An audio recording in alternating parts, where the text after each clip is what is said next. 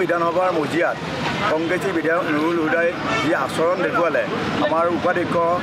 মমিনুল আলম ডাঙৰীয়া যি অপদস্থ কৰিলে সেই অপদস্থ প্ৰতিবাদত সমগ্ৰ ৰাজ্যজুৰি ভাৰতীয় জনতা পাৰ্টি অসম প্ৰদেশে আমাৰ অৱস্থান ধৰ্মঘট কাৰ্যসূচী ঘোষণা কৰিছিল আৰু সেই কাৰ্যসূচী অনুসৰি ভাৰতীয় জনতা পাৰ্টি দৰং জিলা সমিতিও আমাৰ সন্মানীয় কাৰ্যকৰ্তা সন্মানীয় ৰাইজৰ সহযোগত আমি ইয়াত এই কাৰ্যসূচী ৰূপায়ণ কৰিছোঁ আৰু আমি এই স্থানৰ পৰা ক'ব বিচাৰিছোঁ কংগ্ৰেছৰ যি আদৰ্শ যি নীতি সেই পৰিহাৰ কৰি ভাৰতীয় জনতা পাৰ্টিৰ অসমৰ আদৰ্শৰ লগত মিল থকা এটা আদৰ্শ হিচাপে তেখেতসকলে পৰিচয় দাঙি ধৰক আৰু তেওঁলোকে যি অপসংস্কৃতি বিধানসভাৰ মজিয়াত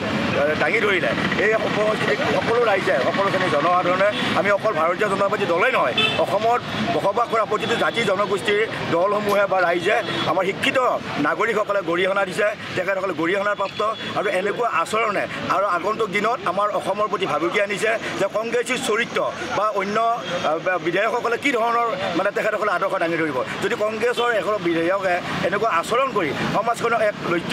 লজ্জাৰ মুখলৈ ঠেলি দিছে এইটো আমি প্ৰত্যাহ্বান জনাইছোঁ আৰু ভাৰতীয় জনতা পাৰ্টি জিলা সমিতিৰ তৰফৰ তীব্ৰভাৱে গৰিহণা দিছোঁ তেখেত সংশোধন হওক আৰু তেখেতক উপযুক্ত ব্যৱস্থা কৰিবৰ কাৰণে বিধানসভাৰ অধ্যক্ষ মহোদয়ক আমি এই স্থানৰ পৰা আহ্বান জনাইছোঁ আৰু আমাৰ অসমৰ মাননীয় মুখ্যমন্ত্ৰী মহোদয়েও তেখেতৰ ওপৰত ব্যৱস্থা ল'ব লাগে আৰু তেখেতক বা বিধানসভাৰ মজিয়াৰ পৰা বহিষ্কাৰ কৰিব লাগে যদি বহিষ্কাৰৰ বাহিৰে গত্যন্ত নাই যিহেতুকে তেখেতসকলৰ আচৰণ নহ'লে এনেকুৱা যদি ব্যৱস্থা গ্ৰহণ কৰা নহয় তেওঁলোকে দিনে দিনে এই বেয়া কামৰ প্ৰতি তেওঁলোকে ঢাপলি মেলি থাকিব আৰু তেওঁলোকক নিয়ন্ত্ৰণ কৰিব লাগিলে ব্যৱস্থা গ্ৰহণ কৰিব লাগিব আৰু আমি এই স্থানৰ পৰা তৎকালীনভাৱে আমাৰ মুখ্যমন্ত্ৰী মহোদয় আৰু বিধানসভাৰ অধ্যক্ষ মহোদয়ক আমি ব্যৱস্থা ল'বৰ কাৰণে অনুৰোধ জনাইছোঁ বিধানসভাৰ মজিয়াত কংগ্ৰেছৰ বিধায়ক নুৰুল হুদা ডাঙৰীয়াই যি আমাৰ উপাধ্যক্ষ ডক্টৰ নুৰুল ডাঙৰীয়াক আঘাতপ্ৰাপ্ত কৰিছে হাতত এইটো গৰিহণাৰ যোগ্য আৰু ভাৰতীয় জনতা পাৰ্টীৰ ৰাইজে আজি দৰং জিলাত আমি প্ৰতিবাদী এটা কাৰ্যসূচী ৰূপায়ণ কৰিছোঁ আৰু উচিত তদন্ত হ'ব লাগে আৰু ইয়াৰ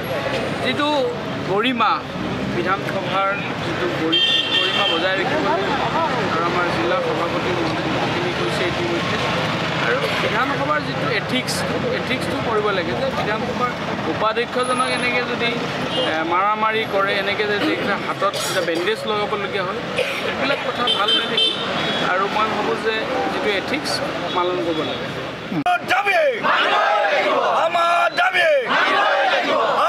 বিধানসভাৰ মান মৰ্যাদা হত্যা কৰক আমাৰ দাবী কংগ্ৰেছ